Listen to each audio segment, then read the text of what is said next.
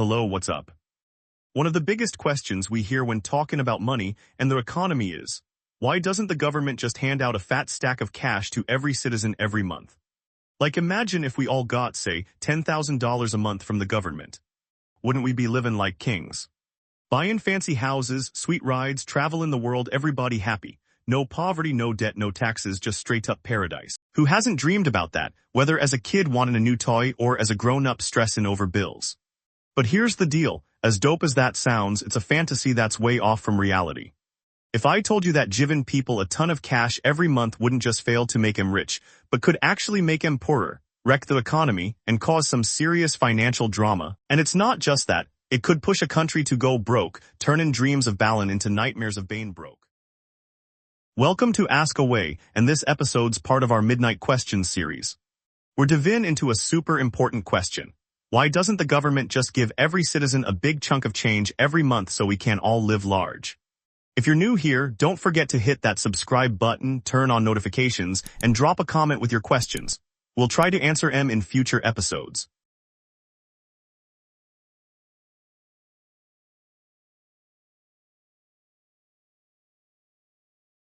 Alright, let's break it down. The idea of the government dropping mad cash on everyone every month sounds super tempting. But why is it not realistic? To get it, we gotta understand how the economy works. Money ain't magic. Having a bunch of paper doesn't make you rich. Money's only worth something because of the goods and services out there in the market. If you pump out more cash without making more stuff or services, you get a big problem called inflation. Inflation's when prices shoot up like crazy, and the money you got buys way less than it used to. One of the biggest mistakes people make is thinking that if everyone's got a ton of cash, we'd all be living the high life. Like if every citizen got $10,000 a month, we'd all be buying whatever we want, right? Nah, not really. If everyone's suddenly flush with cash, they're gonna want more stuff. Meat, veggies, cars, apartments.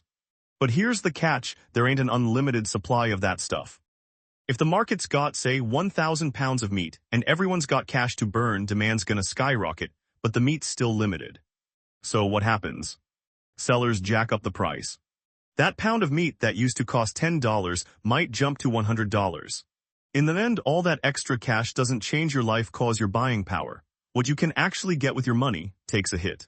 Another wrong idea is that people would keep working the same if they're getting free money. Real talk, if everyone's got a guaranteed stack of cash without lifting a finger, a lot of folks might just chill. Imagine a farmer growing tomatoes, a factory worker, or a bank employee. If they're getting paid without working, why get out of bed? People work cause they need money. If cash is just handed out, production's gonna tank. Less meat, less veggies, less clothes, everything gets scarce. That makes prices climb even higher, and the economy's in deep trouble. Another common assumption is that giving people a ton of money would wipe out debt. Like if the government hands out big bucks and uses it to pay off its own debts, both at home and abroad, wouldn't that fix everything? Nope, wrong again. If you print or give out money without real economic backing, like actual goods or services, it loses value. And if your currency's worth less, foreign debts, which you gotta pay in stuff like dollars, get even harder to clear. Instead of solving the problem, you're making it worse. One more bad take. Some folks think that if people get more cash, they'll spend more and that'll juice up the economy. Sure, spending can get the market poppin', but if there's no extra production to back it up, you just get inflation. Prices go up and you're back to square one. It's like dreaming you're eating a fat slice of cake, but when you wake up, your stomach's still empty. Let's look at some real-life stories to make it clear. One of the wildest cases happened in Venezuela. Early in the 2000s, the government decided to raise salaries and print a ton of money to fix their economic problems. They thought it'd make everyone live like royalty. But what happened? They got hit with insane inflation, one of the worst in history. By 2018, a loaf of bread cost millions of bolivars. People needed bags full of cash just to buy groceries. It got so bad that folks were tossing money in the streets cause it was worthless. The government even printed a 100 trillion bolivar note, but it couldn't even buy a carton of milk. In the end, the economy crashed, the country went bankrupt, and people ended up in crazy poverty. Same deal went down in Hungary after World War II.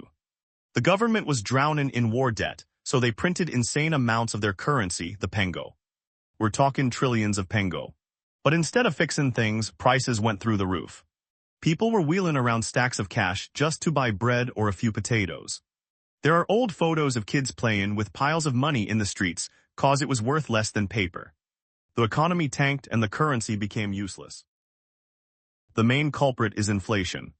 Inflation happens when there's too much money floating around without enough goods or services to match. Like if the market's got 1,000 pounds of fish and suddenly everyone's got extra cash, demand for fish goes up, but the supply stays the same. Sellers hike the price so that $5 fish now costs $20 or more. In the end, the extra cash doesn't make you richer cause your buying power. What you can actually afford drops. A country gets rich by producing more, not by handing out cash. If we want to live large, we need factories, businesses, farms, real production. Giving people money without making more stuff is like pouring gas into a car with no engine. It ain't going nowhere. There's one case where more money could help.